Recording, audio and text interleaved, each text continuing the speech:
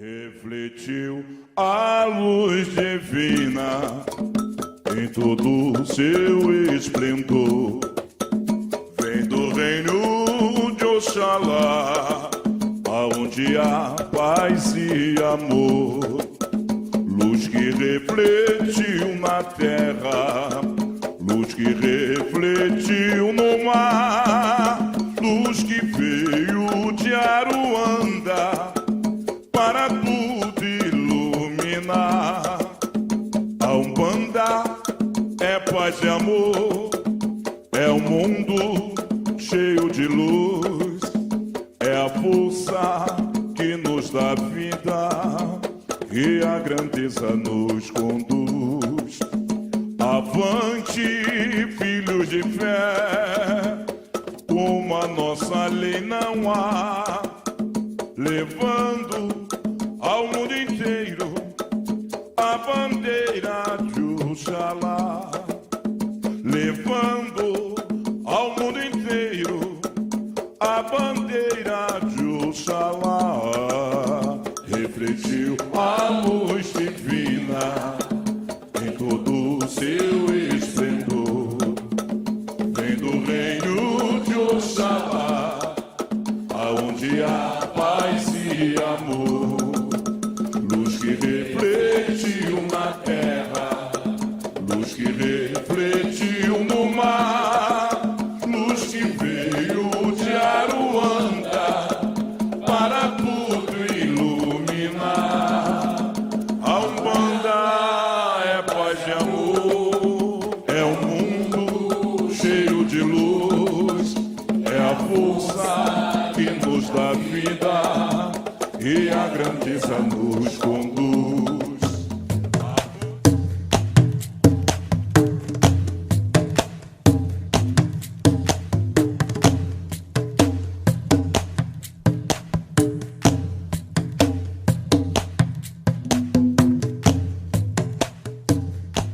Umbanda é uma religião porque tem rito próprio, segundo Aurélio Buarque de Holanda. Religião é toda reunião de pessoas que se unem em caráter de culto e que tenha rito próprio. Então a Umbanda tem um rito próprio, então ela é considerada oficialmente uma religião. Mas ela vem da matriz africana, que são as religiões espíritas oriundas do que nós chamamos candomblé, que vem das etnias iorubanas, daometanas, cambindas e bantus, das tribos africanas que arqueologicamente já tem convicções científicas e provas científicas da existência desses cultos há pelo menos 12 mil anos. Então, como a África é o continente mais antigo e, segundo a ciência, a vida começou na África, o primeiro ser humano apareceu na África e depois migrou para outros lados do velho continente. A Umbanda no Brasil é exatamente o que eu falei no preâmbulo, é uma forma de ritualística bem brasileira, mas com toda a ritualística da matriz africana, que é o candomblé, e as matrizes das outras etnias. E com isso a gente tem a Umbanda, que vem do sânscrito, do Aum Bandá. Aum é o mantra do chakra laríngeo, que faz com que a gente possa nos expressar, e Bandá seria aquilo que anda ou aquele que anda ao lado do Criador. Então seria assim, em tradução quase que literal, Umbanda é a voz que caminha ao lado do Senhor, ao lado do Criador. Definir o que é Umbanda, na realidade, você não pode definir uma coisa que é uma ideia, né? Umbanda é um conceito muito amplo, né? Um conceito muito amplo, é uma forma religiosa que, como toda forma religiosa, ela é um construto social, ou seja, uma coisa que foi construída ao longo de um tempo, né? Ela não caiu, não foi fundada por ninguém. A Umbanda ela foi construída ao longo de um tempo e ela é muito mais um conceito, uma ideia que se expressa de diversas maneiras. Por isso que hoje em dia tem-se muito mais um conceito de umbandas, porque você tem a Umbanda cristã, porque você tem a Umbanda iniciática, porque você tem a Umbanda Molocô, né? Então esse conceito de escola, ele foi cunhado por Francisco Rivas Neto, né? Meu saudoso babá, e hoje levado adiante esse conceito, sendo desenvolvido ao longo do tempo pelaquela que é a sua sucessora legítima, Mãe Maria Elise Rivas, de quem eu sou filho espiritual, né? Então, por ser uma religião muito diversa, né, ela se pretende também atender a uma diversidade enorme de pessoas, ou seja, vamos abrir aqui aspas, de uma clientela muito diversa, né? Então você tem um conjunto de conhecimento, né? Uma epistemologia, um conjunto de conhecimentos, você tem um método próprio e você tem uma ética própria. Então, o que vai definir essa questão da escola? O conjunto de conhecimentos, a maneira como você ritualiza e a maneira como você vivencia no dia a dia esses conhecimentos. Tem escola que tem tambor, mas tem escola que não tem tambor, né? Mas todas têm musicalidade. A maneira de se orar por dentro das umbandas é através do canto, né? Os pontos cantados são orações, né? As oferendas, né? Os preceitos também são um ponto comum, né? E o culto aos ancestrais ilustres, né? Pai velho, criança, caboclo, baiano, curadeiro, marinheiro, cigano, exus, pombagiras, né? Então, essas entidades que nós consideramos como ancestrais ilustres, todas são cultuadas, né, nas umbandas, diferentemente dos candomblés, que vão se cultuar os orixás, e diferentemente das encantarias, que nós vamos cultuar os encantados, né? Então, assim, a Umbanda, ela é uma construção social, né? É um construto social brasileiro, sim, porque ele foi construído dentro de um contexto de formação do povo brasileiro também, e onde nós temos representadas as diversas religiões que contribuíram para a sua construção.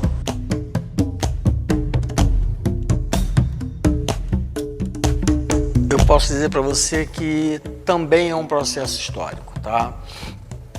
Desde da época da escravidão, a gente, umbandista, negro ou caucasiano, não interessa, a gente sofre um estigma social e cultural muito grande. Muitas vezes, ou melhor, na maioria das vezes, por ignorância das pessoas no que se refere ao que é uma casa umbandista, aos rituais umbandistas, e essa endemonização das divindades de Umbanda, isso também é um processo cultural. Isso não justifica, não condiz a uma realidade na espiritualidade. A espiritualidade é só evolução, então não existe pactos, não existe satanismo nem endemonização dentro da Umbanda. Satanismo é uma outra história, é um outro segmento religioso de um outro grupo, que eu não posso nem opinar porque eu não tenho conhecimento sobre isso, mas é muito triste que nos associem ao elemento negativo na polaridade da energia espiritual, quando a gente tenta trabalhar com o positivo e negativo em equilíbrio. Então essa endemonização, ela não justifica, ela não credibiliza qualquer trabalho umbandista, porque isso aí é um preconceito, sim. Nossa casa já sofreu? Sim, a gente sofre constantemente. Acredito mais por ignorância das pessoas e pelo processo cultural que elas sofreram ao longo da vida. Elas não sabem o que é uma umbanda, o que é uma espiritualidade através de um rito africano. Então isso daí traz como consequência essa série de preconceitos. Um dos maiores preconceitos que a gente sofre, além de estar associado a um culto demoníaco que não existe, não é real, a Umbanda, ela é uniforme. Aqui dentro não tem doutores nem pessoas ignorantes. Aqui todos somos iguais. Então esse tipo de conceito não é divulgado e muitas vezes existe essa concepção errônea com relação à casa espírita. Em se falando de preconceitos, de intolerâncias, né? Eu chamo de racismo religioso, né? Todas as religiões afro-brasileiras, elas sofrem intolerância, preconceito e racismo religioso. Todas, sem exceção. Mas o que seria o racismo religioso? Ele tem a ver com o racismo. Ele tem a ver diretamente com o racismo. Né? Então nós precisamos entender o preconceito e a intolerância como decorrência do racismo religioso e mais especificamente do racismo estrutural, né? Que ele é frequente em nossa sociedade. Né? Então isso aí é muito frequente no nosso dia a dia, e nos últimos 2 anos isso ficou muito pior. Talvez exemplificados, né, nas falas violentas daqueles que nos últimos 2 anos assumiram posições de destaque no poder constituído da sociedade brasileira. Eu não vou citar nomes para que não cause nenhum problema, não é verdade? Bom, nossa casa mesmo aqui, nós já sofremos racismo religioso, preconceito, demonização, né? E conseguimos reverter a situação. Isso ficou no passado, não precisamos entrar na justiça contra a pessoa, né? Isso nós resolvemos de outra maneira. Né?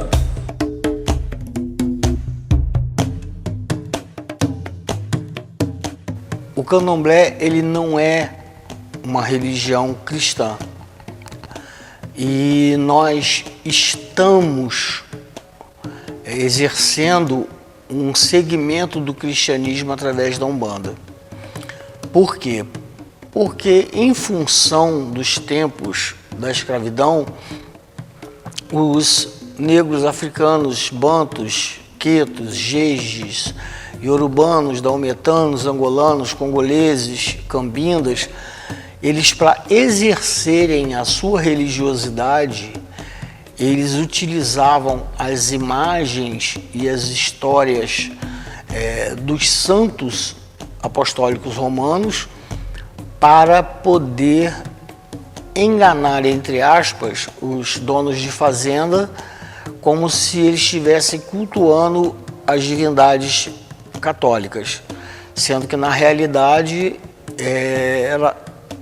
o culto era o orixá principal, que é a força da natureza que cada divindade representa.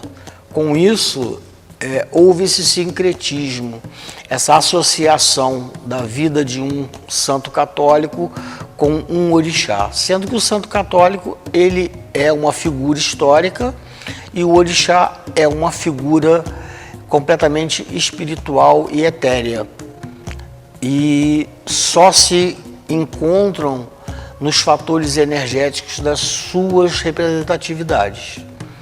Então, Santa Bárbara é Santa Bárbara, Inhaçã é Inhaçã.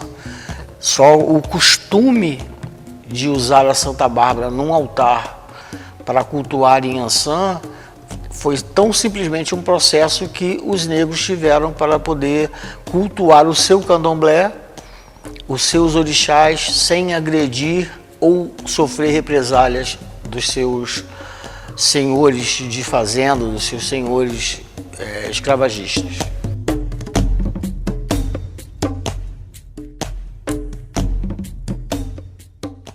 Vejam que, ultimamente,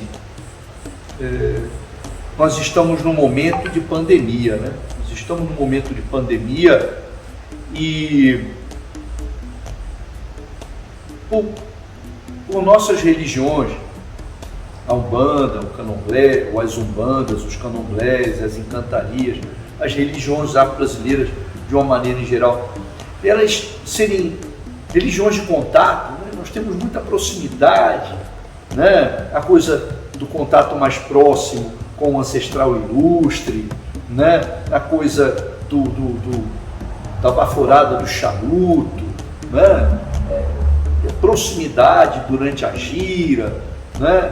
Das conversas com os ancestrais, né? As consultas. Nós somos religiões de proximidade. Então, nesse momento de pandemia, isso é impossível. Nós temos que tomar um cuidado extremo para que nós não sejamos nem contaminados, né? E nem veículos de contaminação, de infecção. Então, nós estamos tendo um certo distanciamento e procuramos estar junto dos adeptos e dos filhos e filhas espirituais de nossa casa, que eu estou falando por mim, né, através da internet. Isso tem ajudado bastante, a tecnologia nos aproximou bastante nesse sentido. E é sabido, né, que o senhor da tecnologia, Ogum é considerado o pai da tecnologia. Ah, mas por que você está dizendo isso? Porque ele criou as ferramentas e ensinou a usar as ferramentas. E o que é a tecnologia, senão, ou pelo menos as tecnologias de informação e comunicação, o que são, senão ferramentas a serem utilizadas para aproximarem as pessoas, para tornarem mais fácil o acesso à comunicação. Sendo assim, se são ferramentas, e Ogum é o senhor das ferramentas, né? Ogum também é o senhor das tecnologias de informação e comunicação e ensinou-nos a usá-las. Portanto, Ogum é o senhor da tecnologia. Então, Ogunhê, ainda bem que ele nos ensinou, nos legou a tecnologia, as ferramentas, né?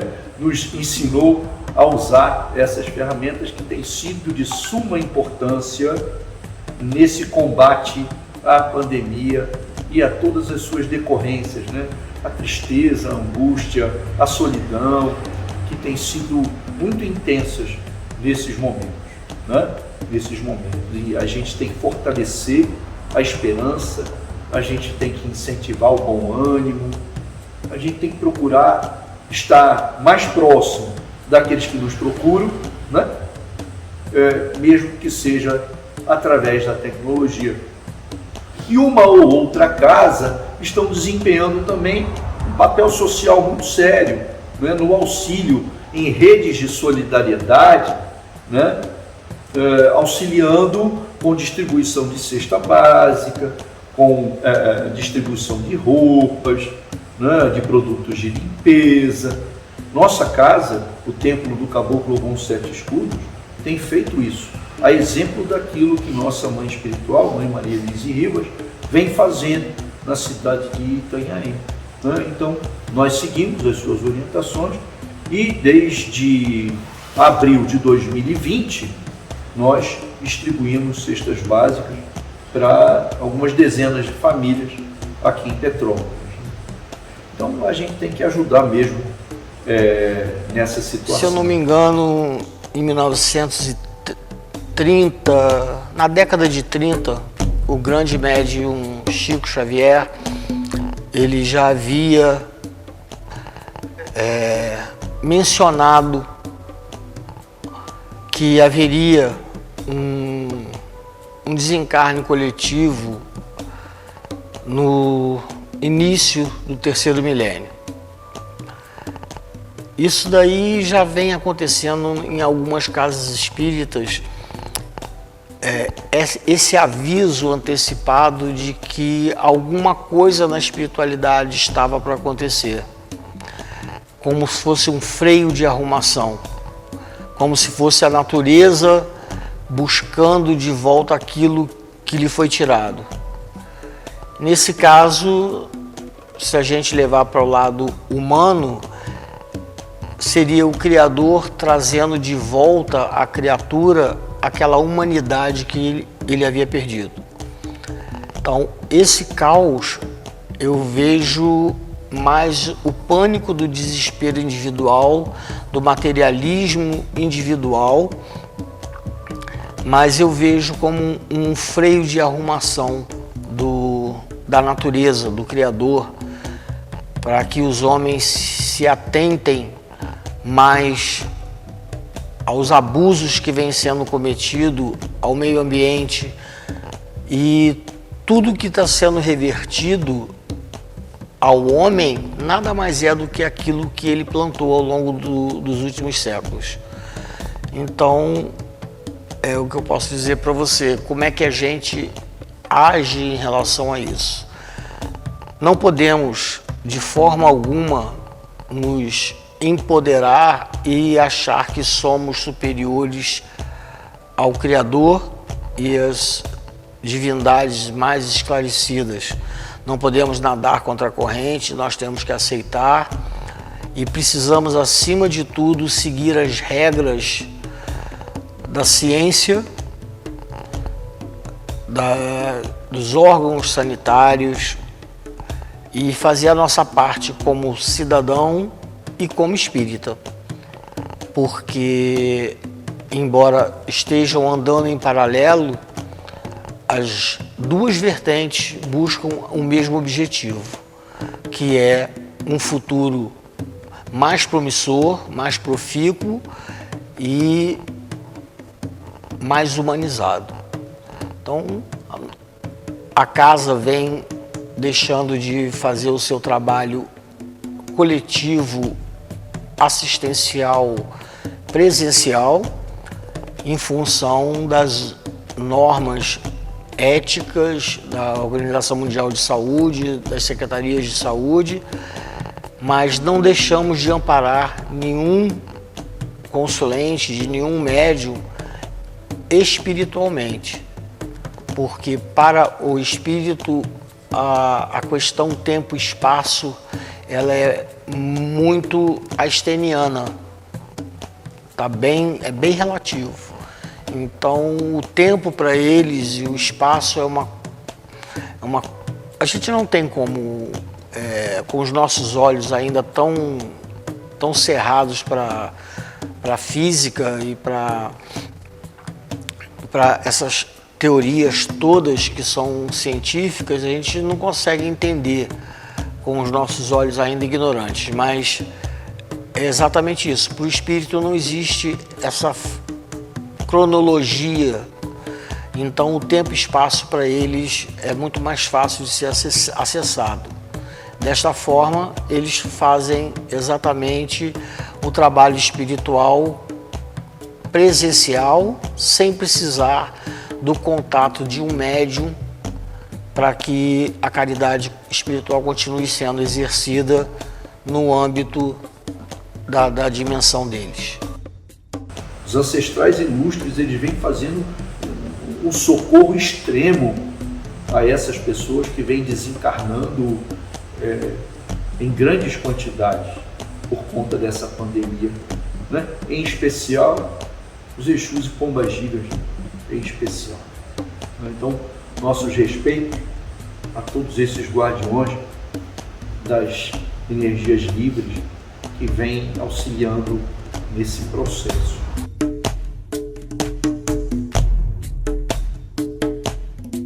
Olha, na realidade, a Umbanda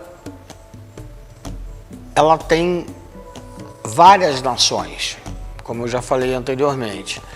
Então eu tenho rituais bantus, eu tenho rituais de Queto, eu tenho rituais da etnia Nagô, eu tenho rituais de Omolocô, eu tenho rituais, N tipos de rituais que são similares à Umbanda Banto. E não existe uma codificação como existe no espiritismo kardecista, que é o Pentateuco, que para nós também é o livro, porque a espiritualidade é única. O rito é africano, mas a espiritualidade é única. É a mesma espiritualidade que vem do Criador. Só a parte de ritualística e de trabalho, cada um tem sua característica. Então, eu não vejo literatura assim específica que englobe todas as etnias africanas. Mas existem autores fantásticos, como Rubens Saraceni, como o Roger Bastide, o Pierre Fatum Verger, que são antropólogos, sociólogos, que fizeram estudos sobre o candomblé africano e que dá uma noção bem interessante, e fazendo analogia com cada casa, você consegue entender um pouquinho da Umbanda. Mas não vejo, infelizmente, não existe uma literatura para cada etnia. Se dá em cada terreiro. Pé no chão, de pai para filho, de irmão mais velho para irmão mais novo. E tudo isso agora, hoje, com a tecnologia, graças a Deus, a gente consegue fazer uns compêndios que fazem uma normatização do ritual de cada casa. Então, cada casa tem a sua ritualística, hoje já registrada, como há 100 anos a gente não teria conseguido. Mas hoje a gente já tem bastante material individual. Existem muitos livros nas livrarias, nas casas do ramo, mas você tem que ver se esse livro condiz com aquilo que você prega, com a administração da sua casa. Se aquele ritual que você está lendo, ele é o mesmo ritual que você aprendeu na sua casa. Infelizmente, a gente ou felizmente, né? Porque essa pluralidade de informação ela é bem rica, como tudo que o africano deixou para a gente, uma cultura riquíssima. Então, cada um procure dentro da sua linha de trabalho, que é como a gente chama, dentro da sua linhagem, da árvore genealógica da sua casa, aquilo que está mais dentro dos conceitos ensinados pelo seu Babalaô e pela sua Ialorixá. Então, o que eu posso dizer para você, realmente, não existe leitura confiável? Não, as leituras são confiáveis, mas cada um dentro da sua área. Olha, o meu conselho, se é que a gente pode dar conselho, né? Mas Se você quer aprender Umbanda, vai procurar uma casa de Umbanda. Não adianta você ficar fazendo cursinho pela internet para saber sobre Umbanda, como cursinho para ser médium, cursinho para ser babalaô, cursinho para ser sacerdote. O médium, o sacerdote, eles são feitos no chão do terreiro. Não existe iniciação pela internet. Lamento quem assim acredita, e sei que aqui eu vou criar polêmicas com muitas pessoas que acreditam nisso, mas não existe isso. E outra coisa, a Umbanda é muito diversa. Não adianta você querer padronizar dentro daquilo que você acredita que é correto para todo mundo. Quem disse que o que você faz é o correto? Não é possível. Não é? E se você quer estudar, se você quer conhecer a Umbanda, frequente uma casa de Umbanda. É assim que você vai aprender, não é fazendo curso. Não é frequentando o núcleo de estudos umbandistas que você vai aprender Umbanda. Você vai aprender a teoria, a história. Mas e ser umbandista, e ser médium? Isso você não vai aprender em curso. Isso você aprende no chão do terreiro, no dia a dia, na lida dentro do terreiro. Né? E mesmo com essas tecnologias todas, né? Não é por aí, né? Não é por aí. Tem muita coisa boa na internet, mas também tem muita picaretagem. Desculpem o termo. Não é fácil ser umbandista, porque o primeiro desafio é você abrir mão da sua própria ignorância. E é muito difícil a gente enfrentar a nós mesmos perante o espelho e assumir os nossos defeitos, os nossos erros e transformá-los isso em acertos e comportamentos perfeitos, como manda os mandamentos do Criador.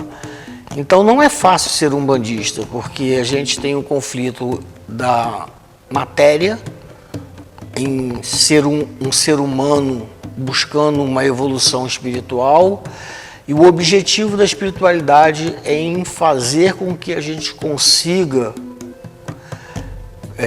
completar esse projeto, que é um projeto de humanização, de ser mais humano, de ser mais fraterno, mais compreensivo, sem as vicissitudes dos vícios que nós carregamos enraigados na nossa vidas passadas e na nossa essência espiritual momentânea. Então não é fácil a gente se enfrentar todos os dias, assumir os nossos erros e consertá-los, pelo menos tentar consertá-los. A nossa vaidade muitas vezes fala mais alto, então a gente tem que estar sempre se policiando para que a nossa vaidade não nos empodere numa coisa que nós não temos poder. O único poder vem de Deus, ou do Criador, de Zambi, e a vaidade é uma coisa, um sentimento, um sentimento muito pernicioso, porque ele dá origem a outros sentimentos negativos que podem levar um ser humano a se tornar um ser não tão agradável e não tão humano, que é o que a gente vê hoje em dia, né? Então, a nossa vida é uma constante vigília para se tornar cada dia um ser humano melhor. Não que a gente consiga, mas a tentativa ela é constante. Então, não é fácil ser umbandista, porque é muito fácil vir a uma casa espírita, fazer todas as ritualísticas para poder fazer um trabalho e não exercer na sociedade aquilo que você prega no teu centro espírita. Então isso também fica muito difícil, esse conflito entre o material e o espiritual. Muitos tentam, poucos conseguem.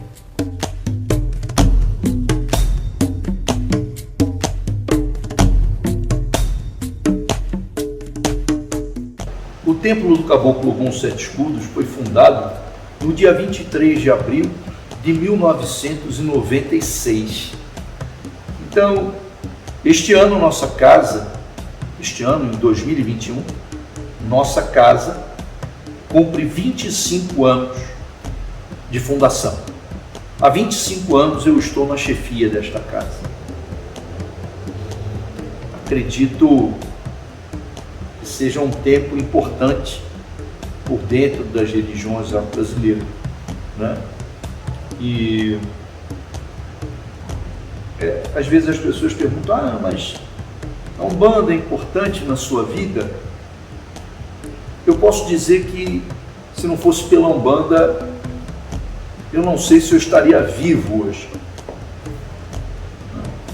Já estou me tornando um sexagenário. Se eu tenho 25 anos à frente de uma casa, mas eu tenho mais tempo de Umbanda, eu tenho 33 anos de umbandista. Engraçado, neste ano eu tenho 33 anos de Umbanda, né? Há 25 anos eu estou à frente de uma casa. Então, como eu disse, eu acho que eu não estaria vivo se não fosse pela Umbanda. Bom, eu sou sacerdote de Umbanda há exatamente 23 anos e eu estou dentro da religião há 30 anos. Então, 50% da minha vida foi e é dedicada à Umbanda. Eu ingressei na Umbanda, eu venho de uma família de origem católica, judaica e espírita. Então é uma coisa bem brasileira essa miscigenação de culturas. Mas ao longo da minha vida eu sempre procurei respostas que outros sacerdotes não poderiam me responder. E eu consegui essas respostas através do exercício da minha mediunidade, através de uma casa espírita de Umbanda, na linha Banto Ameríndio, que é a qual eu represento. Então, essa é a resposta. Eu estou há 30 anos na Umbanda e sou sacerdote há 23.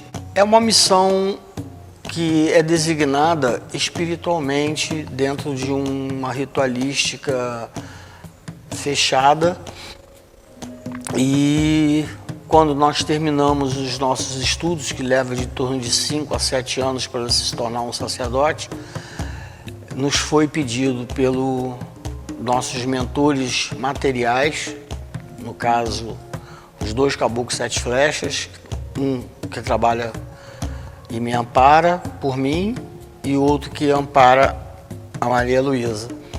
Os 2 decidiram que deveriam dar continuidade, criando uma nova célula de amparo espiritual para as pessoas que precisam de uma palavra de conforto, de uma solução imediata para um problema psicológico, emocional, físico, espiritual também. Então foi pedido que a gente encarasse essa missão e a gente, de muito bom grado, nos sentimos orgulhosos e honrados de podermos ter sido escolhidos para cumprir esse trabalho e criar essa célula. Montar uma casa espírita não é, ainda mais sendo de Umbanda, onde existe um preconceito social muito grande em função de todo um processo histórico, de várias coisas que não foram muito bem administradas no passado. O que eu tenho a dizer é que não é uma missão fácil, é uma missão árdua. A gente não vive da Umbanda, a gente vive para a Umbanda. Então existem diferenciais muito importantes com relação a cada casa. No nosso caso especificamente, a gente vive para a Umbanda, para trazer uma forma de caridade espiritual àqueles que necessitam. É um processo também que é muito gratificante quando a gente consegue ter o retorno de uma pessoa que estava em estado de lamúria e de penúria e vê-la caminhar novamente pelas próprias pernas, sendo lúcido nas suas decisões, equilibrado através de um processo feito pela espiritualidade no seu corpo material.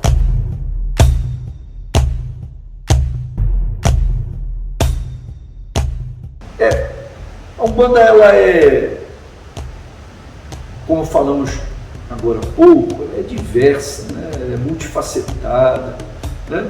E existem muitos tipos, vamos dizer assim,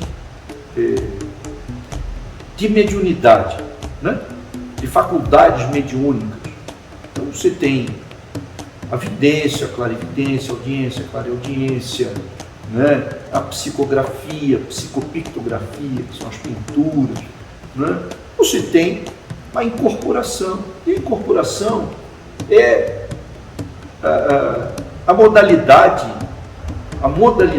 mediúnica mais conhecida e mais utilizada nos terreiros de Umbanda. Ela favorece um contato mais próximo com o ancestral ilustre, né? Então, existem condições específicas do médium umbandista que favorecem o processo de incorporação, não é? Essa ligação da entidade que atua no médium, né, o ancestral ilustre, pai velho, criança, caboclo, baiano, boiadeiro, etc. Né? Existe uma ligação dessa entidade com os corpos energéticos do médium, em especial aquilo que nós conhecemos como corpo astral, através dos centros iluminativos, ou mais conhecidos no ocultismo pelo nome de chakra, né? Ou chakra. Então, quando a entidade faz essa ligação, né, ela toma de um certo modo, em uma certa profundidade, o campo mental, o campo emocional e o campo etéreo-físico, ou seja, o sensório motor do médium, né, em maior ou menor profundidade. Daí você ter um maior ou menor grau de inconsciência, né, ou semi-inconsciência. Como falei, vai se aprofundar ou vai ficar um pouquinho mais superficial, certo? Então, como existe uma condição especial para o médium umbandista, né, não é qualquer pessoa que pode incorporar. Assim como não é qualquer pessoa que pode manifestar o orixá. Vejam que eu falei incorporação e manifestação. São coisas diferentes. Como nosso papo aqui é Umbanda, eu não vou me aprofundar na manifestação do orixá, que não é intenção nossa aqui. Realmente, a incorporação ela acontece mais frequentemente nas casas de Umbanda. Por quê? Porque na África eles chamam de transe. Exatamente, é um acoplamento, não existe uma possessão. Um espírito não entra no corpo do outro e possui, porque isso aí é uma violência energética. E dois corpos não ocupam o mesmo lugar no espaço. Se esse corpo pertence ao meu espírito, outro não pode ocupá-lo. Eu tenho que sair. Então as incorporações elas são feitas através do acoplamento entre os chakras do espírito guia com o chakra do médium. Como se fosse uma mesa telefônica cheia de plugs. Eu plugo um chakra de um com um chakra de outro, um chakra de um com um chakra de outro. E para cada entidade eu tenho um tipo de energia. O médium é o mesmo, então ele sofre várias descargas diferentes, de energias diferentes em 7 chakras diferentes, que são os 7 chakras de incorporação. A incorporação é assim desde que se entende por incorporação. Para alguns é mais suave, para outros é mais difícil. Isso depende também do tamanho da energia que o perispírito da entidade carrega e do tamanho que o receptor pode receber dessas descargas energéticas desses espíritos, porque o espírito é uma energia inteligente. Ele também é uma energia do universo. E essa acoplação a gente chama de incorporação, que não é um termo muito correto, porque a incorporação parece que eu estou me adonando de outro corpo. Não, ela é só uma aproximação de um corpo com o outro, com ligações nos respectivos chakras. A possessão é um outro processo, mas é um processo violento, é um processo que não é autorizado pelos guias espirituais, e isso aí é um assunto muito polêmico, e a gente sabe que existe possessão, mas a possessão ela é 100% negativa e perniciosa.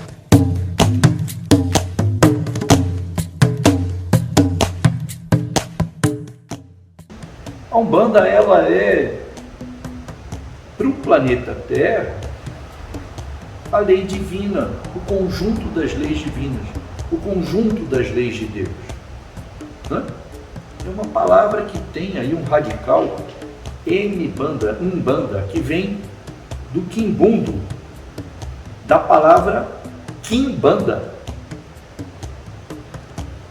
Vejam que isso é muito interessante. A palavra quimbanda, num dos dialetos banto,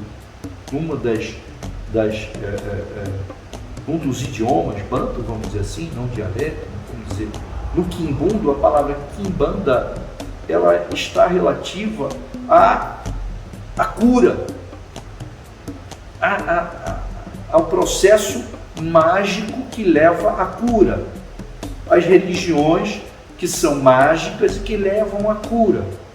Então, quando nós falamos, quando esse vocábulo veio aqui para o Brasil, era Umbanda, virou Umbanda, mas veio representando aí o conjunto das leis de Deus, né?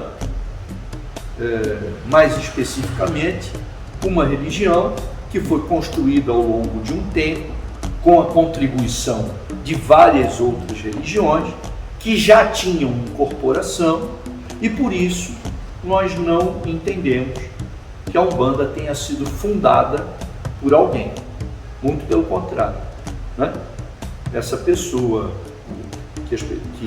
que a ela é considerada a fundação da Umbanda, o médium Zélio Fernandino de Moraes, pelo qual nós temos profundo respeito, e por todas as casas que ele veio a fundar, ou que foram afundadas, ele veio fundar, né? e que estão ligadas à sua raiz, ele criou uma escola, né? A Umbanda do Zélio Fernandino de Moraes era uma escola, assim como a Tenda Mirim é uma outra escola, assim como a Umbanda Iniciática é uma outra escola, a Umbanda Iniciática do Pai Mata, do Mestre Apacani, assim como a Umbanda Omolocô, do Tata Tancredo, era uma outra escola. Então, não se pode dizer que a Umbanda nasceu deste ou daquele mito, que foi esta ou aquela pessoa que fundou a Umbanda. bem? Então isso é uma coisa... É o mesmo propósito de todo segmento religioso. Não vamos confundir as instituições religiosas com as pessoas que as praticam. Isso é um erro muito comum. A função de uma casa espírita na Umbanda, ou no budismo, ou no candomblé, ou no bandomblé, no molocô, não importa. É a elevação e o esclarecimento do espírito individual de cada ser humano, encarnado e desencarnado. É levar esse ser humano de volta ao caminho do Pai Criador, através da estimulação dos sentimentos de fraternidade, de amor, de compaixão social e fraternal, ao nosso próximo mais próximo e ao nosso próximo que não está tão próximo. Eu acho que todas as religiões, eles tendem a ter esse mesmo ponto de vista. Se exerce ou não, são casos isolados e eu não estou aqui para julgar.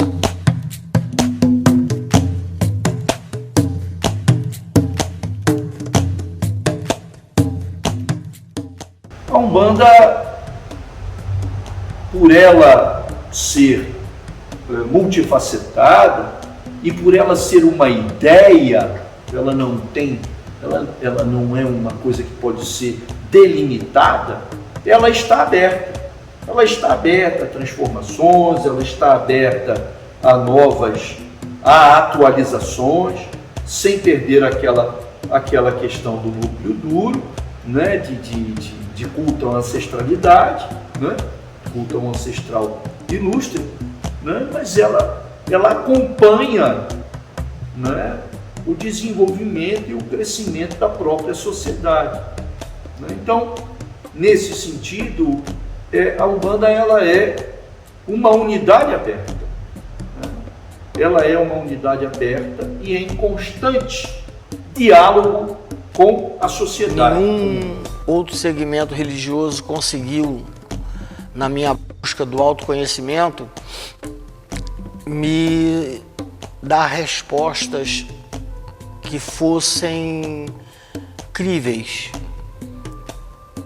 A Umbanda não tem dogma, não existe uma verdade absoluta. Para toda forma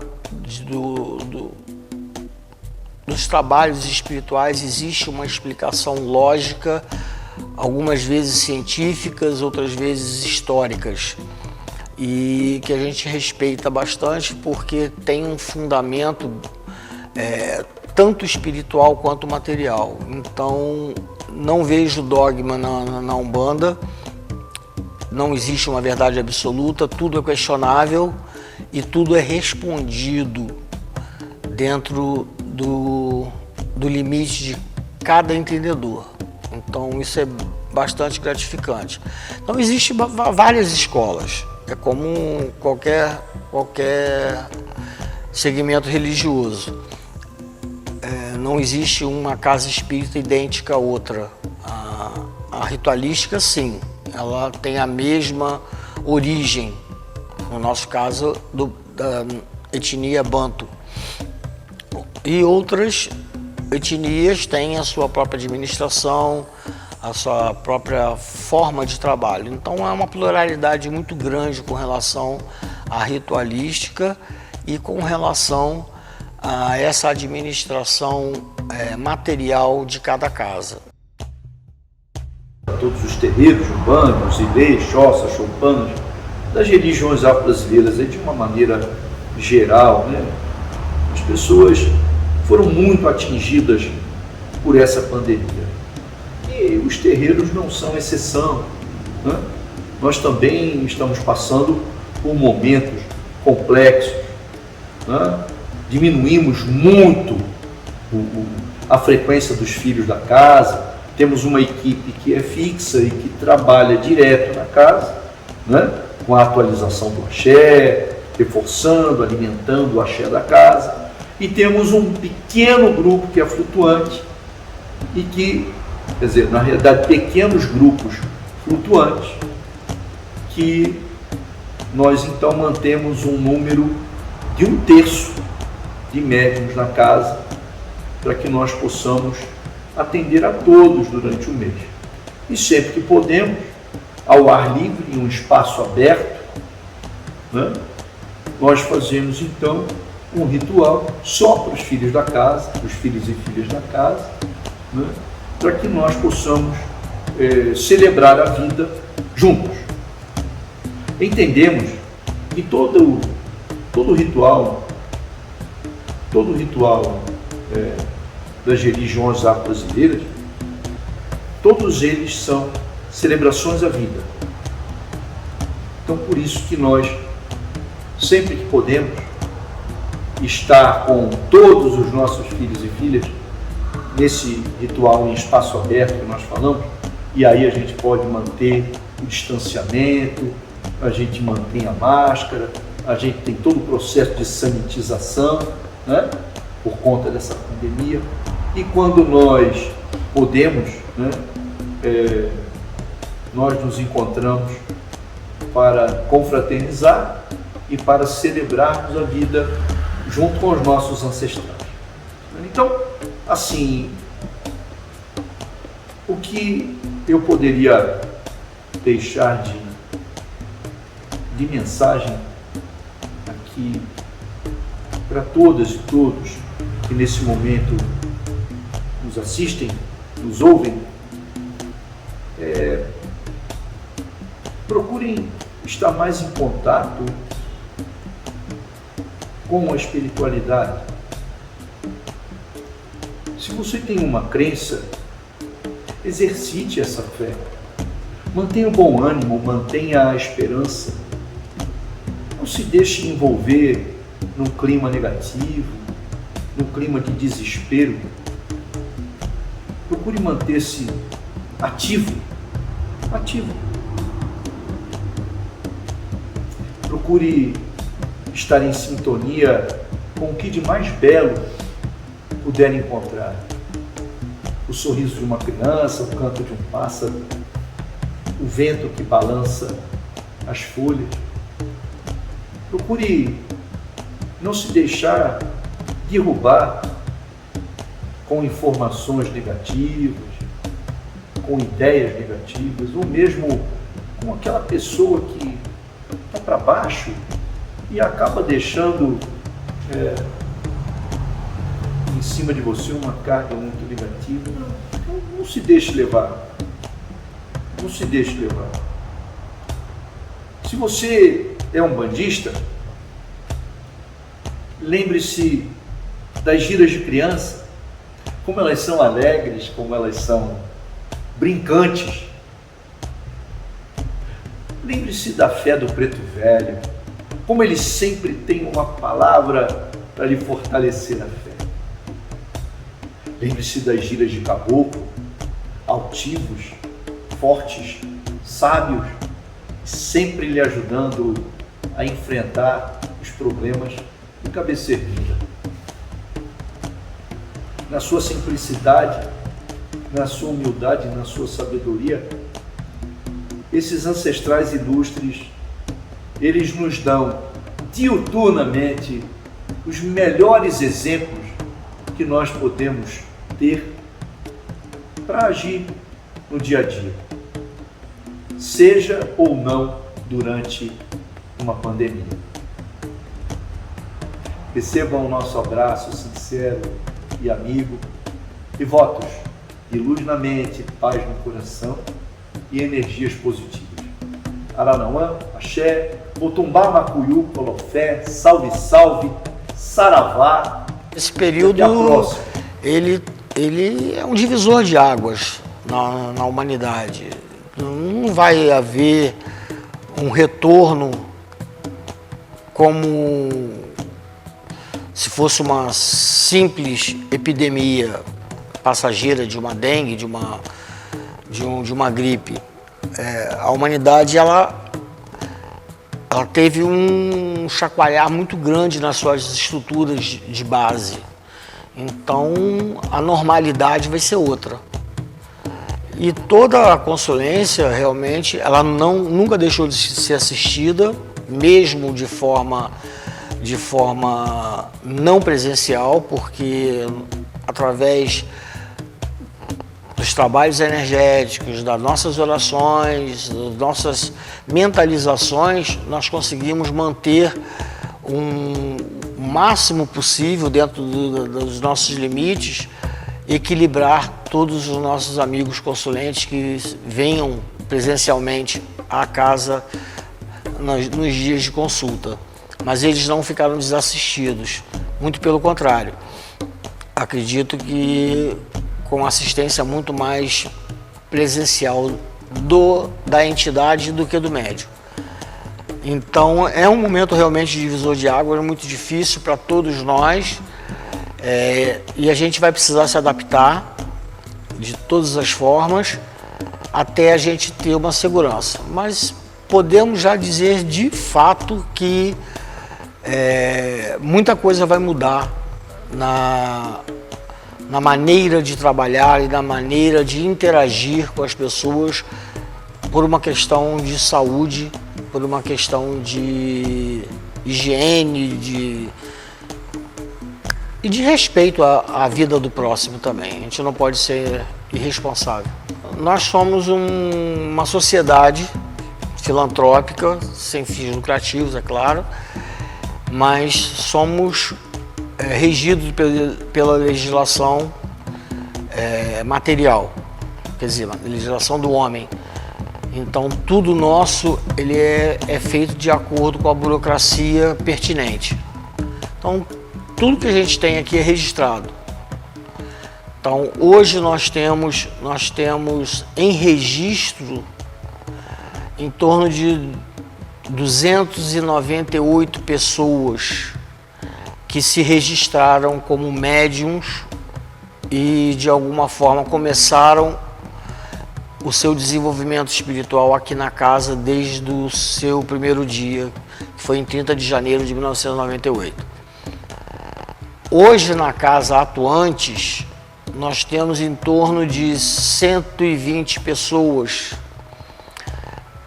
mas se eu for contar também os que estão ausentes por mais sem ter abandonado a casa, eu posso considerar que a gente tem 200 médios.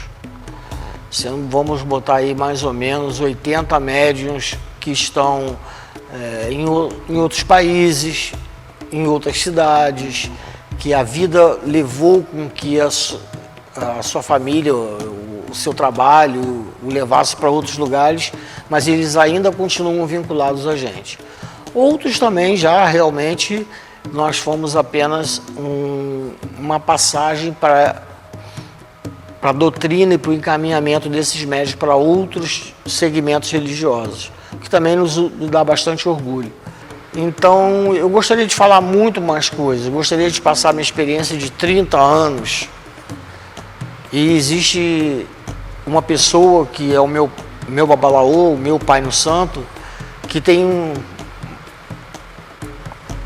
mais tempo que eu e tem muito mais histórias e convicções para mostrar.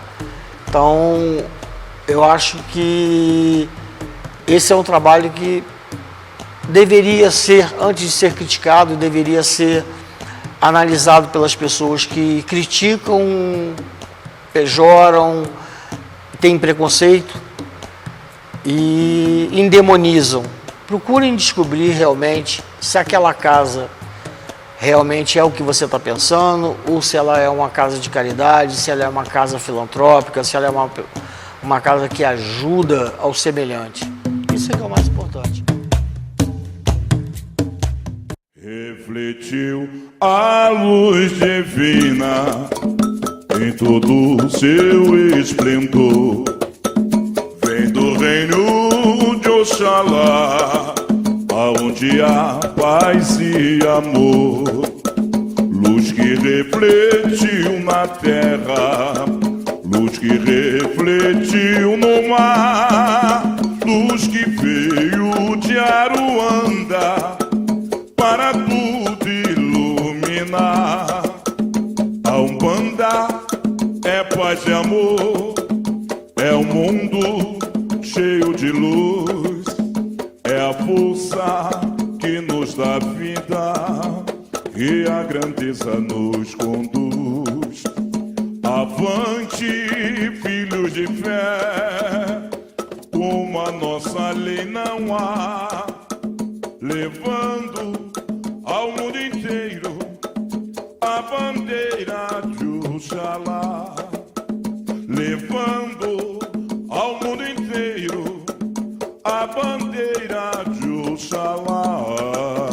Refletiu a luz divina em todo o seu esplendor, vem do reino de Oxalá, aonde há paz e amor, luz que refletiu na terra, luz que refletiu no mar, luz que veio de Aruanda para tudo iluminar. A Umbanda é paz e amor, é um mundo cheio de luz, é a força que nos dá vida e a grandeza nos conduz.